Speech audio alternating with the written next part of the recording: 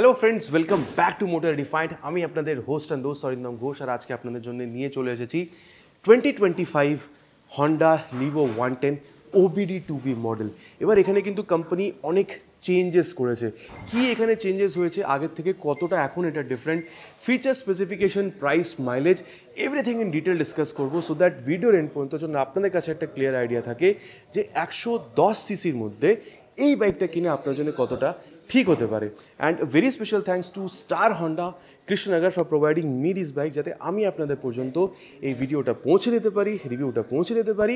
West বেঙ্গলের কৃষ্ণনগর পাশাপাশি এরিয়াতে যদি আপনি থাকেন, কোনো রকমের যদি আপনি এখানে হন্ডা প্রোডাক্ট কিনতে চান ইনক্লুডিং বিগ বিং প্রোডাক্টস, শোরুমকে আপনি কন্ট্যাক্ট করতে পারেন। ডিটেলসটা অলরেডি আপনারা স্ক্রিনে দেখে নিয়েছেন। তবে চলুন দেরি না করে শুরু করা যাক। প্রথমত তবে রিভিউ স্টার্ট করা যাক। আর সবথেকে প্রথমে আমরা কিটা দেখে নিই। যেরকম হন্ডার লোগোর সাথে নর্মাল কি আগে পাচ্ছিলাম, এখনও সেম পাচ্ছি। এখানে কোনো রকমের কোনো ডিফারেন্স হয়নি, কিন্তু এটা 2025-এর মডেল, আর এখানে কিন্তু 4-5টা বড় চেঞ্জ হয়েছে। সেটার ব্যাপারে সবথেকে প্রথমে আপনাদের বলি। আর সবথেকে প্রথমে আপনাদেরকে আমি এখানে কালারের ব্যাপারটা বলি। দেখুন, ওবিডি 2A মডেলে আমরা 3টে কালার পেতাম। ওবিডি 2 মডেল, এই যে প্রেজেন্ট মডেলটা, এখানেও আমরা 3টে কালার পাচ্ছি। কিন্তু আগের 3টে কালার, এখন 3টে কালারের মধ্যে কিন্তু অনেকটা ডিফারেন্স আছে। আর বেসিক ডিফারেন্সটা কিন্তু আপনি এই যে স্টিকারিংগুলো এখানে দেখতে পাবেন। এবার 360 view of this particular colour throughout the walkaround আপনারা পেয়ে যাবেন। আর আগের 3টে কালার, এখন 3টে কালারও কিন্তু আপনারা অলরেডি এখানে স্ক্রিনে দেখে নিয়েছেন, ঠিক আছে। এরপরে নেক্সট যে চেঞ্জ, সেটা কি সেটা আপনাদের বলি। দেখুন, আমি আপনাদের এখনই বলছিলাম OBD 2A and OBD 2B। So যেরকম আমরা শাইন 125 বা 160-তে দেখেছিলাম, এখানেও কিন্তু এই যে ওবিডি 2B, এই যে সেন্সারটা এটা আছে। সো এটা দিয়ে কী হচ্ছে, ইঞ্জিনটাকে আরও বেশি পলিউশন ফ্রি বানানোর এখানে চেষ্টা করা হয়েছে। সো এটাও একটা চেঞ্জ। আর একটা খুবই মাইনার চেঞ্জ বলতে পারেন। আগে এখানে এই যে এই এক্সস্ট বা বলতে পারেন মাফলার কভারটা দেখছেন, এটা আগে ক্রোমের ছিল, এখন কিন্তু এটাকে বলতে পারেন ম্যাট ফিনিশে রাখা হয়েছে। এটার খুব একটা মাইনার চেঞ্জ। ওই যে ওর পুরোনো মডেলটা রাখা আছে। এবার যদি আপনার কম্প্যারিজন দরকার হয়ে থাকে, প্লিজ নিচে কমেন্ট করে জানাবেন, আমি চেষ্টা করবো আপনাকে একটা কম্প্যারিজন এখানে এনে দেওয়ার ওল্ড মডেল বা এখানে নিউ মডেলের মধ্যে। ফোর্থ যে চেঞ্জটা আপনারা এখানে পাবেন, সেটা হচ্ছে মিটার কনসোলে। আগে এটা সেমি ডিজিটাল মিটার কনসোল ছিল, এখন এখানে কমপ্লিটলি বলতে পারেন ডিজিটাল মিটার কনসোল আনা হয়েছে। কিন্তু হ্যাঁ, এটা ব্লুটুথ নয়। এই কনসোলটা আগে আমরা SP 125-এ পেতাম। এখনও আমরা SP 125-এর যে বেস মডেল, ড্রাম মডেল, ওখানে এখনও কিন্তু আমরা এই বলতে পারেন যে এই মিটার কনসোল এটাই পাই, ঠিক আছে। আচ্ছা, এরপর এখানে কী কী আমরা পাচ্ছি সেটা দেখে নিই। এখানে ফিউল গ্যাস সেন্সার আছে, স্পিডোমিটার আছে, এখানে আপনি ওডোমিটার পাচ্ছেন, টাইম পাচ্ছেন। আর আগের থেকে এখানে সবথেকে মেন ডিফারেন্স যেটা পাবেন, সেটা হচ্ছে গিয়ার পোজিশন সেন্সারটাকে এখানে অ্যাড করা হয়েছে।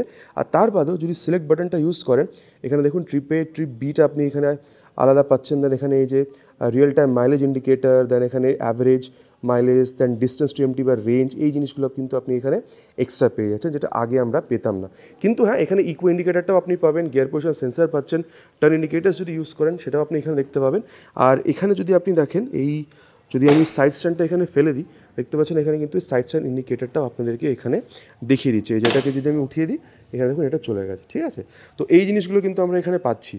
সো মিটার কনসোলটার ব্যাপারে আপনাদেরকে এখানে বলে দিয়েছি। আর এরপরে নেক্সট যে চেঞ্জটা আপনাদের বড় বলবো, সেটা হচ্ছে অ্যাবাউট দ্য প্রাইস। দেখুন, প্রাইসে আগের থেকে খুব বেশি যে ডিফারেন্স হচ্ছে সেটা বলবো না। আগের প্রাইস কী ছিল সেটা আগে বলি, দেন আমি আপনাদেরকে এখনকার প্রাইসটা বলবো। দেখুন, আগের থেকে কিন্তু আমরা এখানে দুটো ভেরিয়েন্ট পাচ্ছি, সামনে ড্রাম, সামনে ডিস্ক। সো আগে আমরা কী পেতাম, ড্রাম মডেলের প্রাইস ছিল 97,773, এখন দাম হয়েছে মোটামুটি 99,342 রুপিস।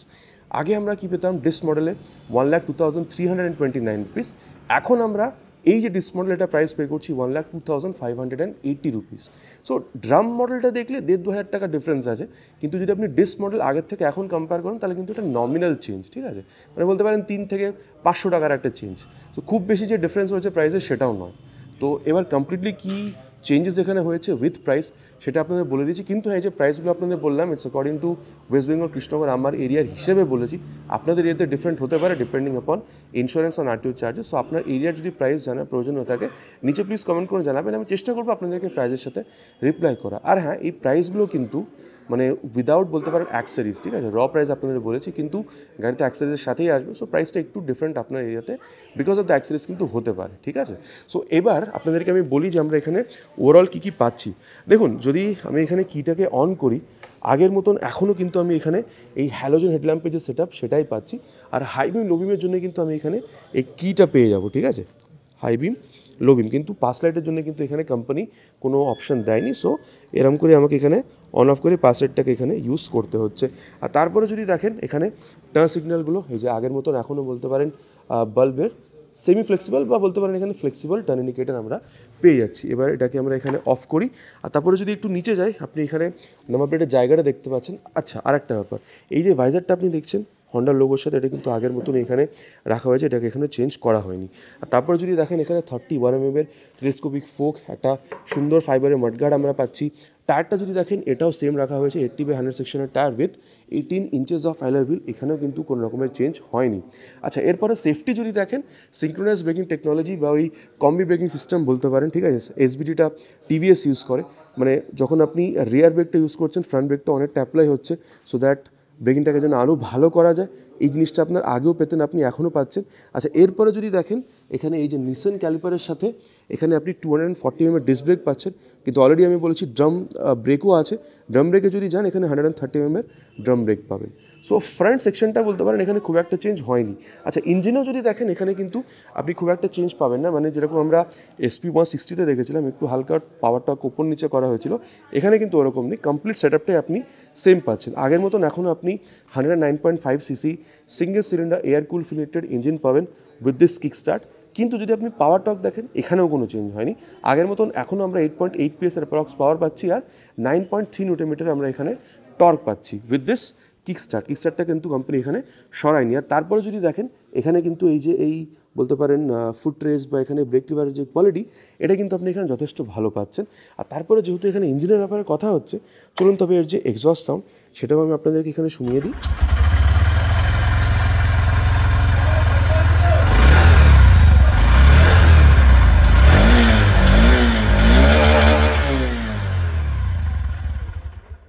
আপনাদেরকে আমি এক্সস্ট সাউন্ডটা শুনিয়ে দিয়েছি, এবার আপনাদের কীরকম এক্সস্ট সাউন্ডটা লেগেছে নিচে কিন্তু প্লিজ কমেন্ট করে জানাবেন।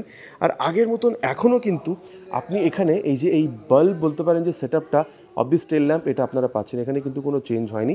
টেল টাইটিটা এখানে যথেষ্ট বড়, সো ওই কাদামাটির থেকে ছেটানো থেকে কিন্তু যথেষ্ট প্রোটেকশন এই টেল টাইট আপনাদের দেবে। টায়ারটা যদি দেখেন আগের মতন সেম 80/100ই রাখা হয়েছে, যেরকম আমরা ফ্রন্টে পাচ্ছি, রিয়ারও কিন্তু আমরা সেম এখানে টায়ার সেটআপটা পাচ্ছি with 18 inches of alloy wheel. আর এটা কিন্তু MRF ন্যানোগ্রিপ জ্যাপারের tyre with 18 inches of alloy wheel and 130 mm of drum brake. আর এখানে দেখতে পাচ্ছেন ডুয়াল এই যে অ্যাডজাস্টেবল হাইড্রোলিক শক অ্যাবজর্ভার, এটাও আগের মতনই রাখা হয়েছে, কোনো চেঞ্জ করা হয়নি, ঠিক আছে। আর আগের মতন এখনও এখানে এই যে বলতে পারেন যে এই ফ্লেক্সিবল বাল্ব টার্ন ইন্ডিকেটারটা রাখা আছে। আর তারপরে যদি আপনি দেখেন এর লেফট পোর্শনটা, তাহলে এখানে সারি গার্ড বা এই যে লেডিস ফুটরেস্ট এখনও আমরা সেম পাচ্ছি আগের মডেলের মতন। আর তারপরে যদি দেখেন এখানে এই যে close chain system, main stand, side changing cut off sensor with এখানে কিন্তু আমরা 4 স্পিড গিয়ার বক্স পাচ্ছি, ঠিক আছে। সো এটা কিন্তু মানতে হবে, আগে যেরকম ছিল এখনও আছে। আর এই হিল অ্যান্ড টিশো বলতে পারেন টো শিফটার, এটাও কিন্তু আমরা আগে যেরকম পাচ্ছিলাম এখনও কিন্তু সেম পাচ্ছি। আর তারপরে যদি দেখেন seat height, it is approximately 790 mm, কিন্তু দেখতে পাচ্ছেন পুরোপুরি স্ট্রেট সিট। সো ফ্যামিলির সাথে রাইড করার জন্য কিন্তু যথেষ্ট একটা ইজি বাইক বলতে পারেন। আপনার হাইট যদি 5'4" পর্যন্ত হয়ে থাকে, চালাতে কিন্তু বাইকটা খুব একটা অসুবিধা হবে না। আর গ্র্যাব হ্যান্ডেলটাও এখানে দেখতে পাচ্ছেন যথেষ্ট শক্ত আছে এখানে, তো পিছনে ধরে বসতেও কিন্তু আপনার অসুবিধা হবে না। আর তারপরে যদি আপনি এখানে ট্যাঙ্কটা দেখেন, মোটামুটি বলতে পারেন 9 লিটারের ট্যাঙ্ক আছে। আর এখানে যে ট্যাঙ্ক কাউলটা, এটা যদিও বা ফাইবারের হয়, বিকজ এখানে দেখুন হন্ডার যে লোগোটা 3D আছে, ট্যাঙ্কটা কিন্তু মেটালিক। আর এখানে এই যে স্টিকারিংটা কিন্তু বলতে পারেন যে চেঞ্জ করা হয়েছে, এখানে লিভো স্টিকারিং। এই ফাইবার পার্টটা ভালো, কিন্তু এটা আরও ভালো হতে পারতো, বা ঠিক আছে, কোয়ালিটি এখানে কোনো আপনার প্রবলেম হবে না। আর তারপরে যদি আপনি দেখেন গ্রাউন্ড ক্লিয়ারেন্সটা 163 mm। আচ্ছা, আরেকটা চেঞ্জ এখানে হয়েছে, ওভারঅল ওয়েট যেটা আগে 113 কিলোগ্রাম ছিল, সেটা এখন 112 কিলোগ্রাম হয়েছে। সো এখানেও আপনি বলতে পারেন যে 1 কিলোগ্রাম কিন্তু কমে গেছে। এবার এটাকে এখানে বন্ধ করি। মিটার কনসোলটা অলরেডি আপনাদের বলেছি, আচ্ছা একবার এখানে অন করেই দিই। এখানে হাই বিম, লো বিম, টার্ন সিগন্যাল দেখুন না, হর্নটা ঠিকঠাক, খুব বেশি লাউড বলবো না। এখানে ইঞ্জিন কিল সুইচ আর স্টার্ট সুইচটাকে ইন্টিগ্রেট করা আছে একসাথে। আর তার বাদে যদি আপনি এখানে মিরারটা দেখেন আগের মতন এখানে রাখা হয়েছে, আর যথেষ্ট ভালো আপনি কিন্তু এখানে রিয়ার ভিউ পেয়ে যাবেন, এটা নিয়ে কিন্তু আপনার কোনো অসুবিধা হবে না। দেখুন, এখানে আমি কনক্লুশনে আপনাদের এইটুকু বলতে পারি, আপনার যদি একটা এরকম বাইক প্রয়োজন হয়ে থাকে, যেখানে আপনি 110 সিসির বাইক চাইছেন, আপনাদের বাজেট আপনাকে অ্যালাউ করছে মোটামুটি 1 লাখ 1.5 লাখ পর্যন্ত যেতে, আপনার একটা রিলায়েবল ইঞ্জিন, হন্ডার মতন একটা রিলায়েবল ইঞ্জিন প্রয়োজন, ফ্যামিলির সাথে রাইড করবেন, একটা স্ট্রেট সিট, মাইলেজও মোটামুটি 60 থেকে 70-এর মধ্যে আপনার দরকার হয়ে থাকে। আর তারপরে আপনি এই যে বেসিক মডার্ন ফিচার যেরকম বলতে পারেন ডিজিটাল মিটার কনসোল, এগুলো আপনার প্রয়োজন হয়ে থাকে। আর বলতে পারেন যে একটা ওই রিলায়েবল ইঞ্জিনের সাথে ভালো মাইলেজ অ্যান্ড দেন ওই বেসিক মডার্ন ফিচারগুলো আপনার প্রয়োজন, আর আপনি ফ্যামিলির সাথে রাইড করতে চান, বাজেট যদি আপনাকে অ্যালাউ করে মোটামুটি 1,05,00,000 পর্যন্ত যেতে 2025 হন্ডা লিভো 110 কিন্তু আপনাদের জন্য একটা ভালো এখানে অপশন হতে পারে। ঠিক আছে, এবার দেখুন আফটার দিস আপডেশন আপনার কি মনে হচ্ছে এই বাইকটা আপনি কিনবেন, 110 অন্য বাইকের সাথে আপনি যাবেন? নিচে কিন্তু কমেন্ট করে জানাতে প্লিজ ভুলবেন না, ইটস মাই রিকোয়েস্ট।